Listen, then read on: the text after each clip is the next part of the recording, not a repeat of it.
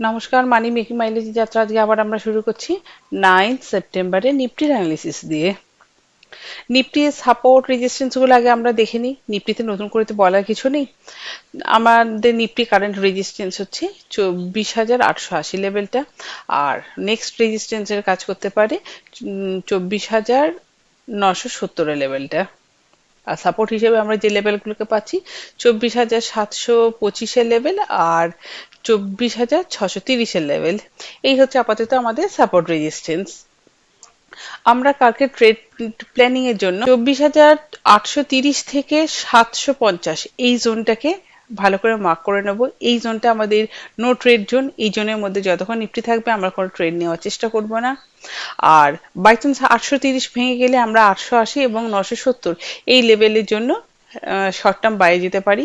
750 লেভেলটা যদি by chance break করে তখন আমরা 725, 680 এবং 630 এই সমস্ত লেভেলগুলোর জন্য সেল সাইডে যেতে পারি। এই গেল আপাতত আমাদের নিফটি অ্যানালিসিস। আমরা গতকাল যে সমস্ত স্টকগুলোকে পিক করেছিলাম তার মধ্যে ছিল পলিপ্লেক্স। পলিপ্লেক্স আমাদের কোনো এন্ট্রি হয়নি, কিন্তু পলিপ্লেক্সে একটা ভালো মুভমেন্ট আমরা দেখতে পেয়েছি। আর আমার দ্বিতীয় পিক ছিল কৃষ্ণ ডায়াগনস্টিক্স। আমাদের যে জায়গায় এন্ট্রি নেওয়ার কথা ছিল সেই জায়গা থেকে স্টকটা পড়তে শুরু করে আমাদের স্টপ লস হিট করে যায়। আমাদের কৃষ্ণ ডায়াগনস্টিক্সে ইন্ট্রাডেতে কোনো কাজ হয়নি। আগামীকাল আবার আমরা পলিপ্লেক্সে কাজ করতে পারি।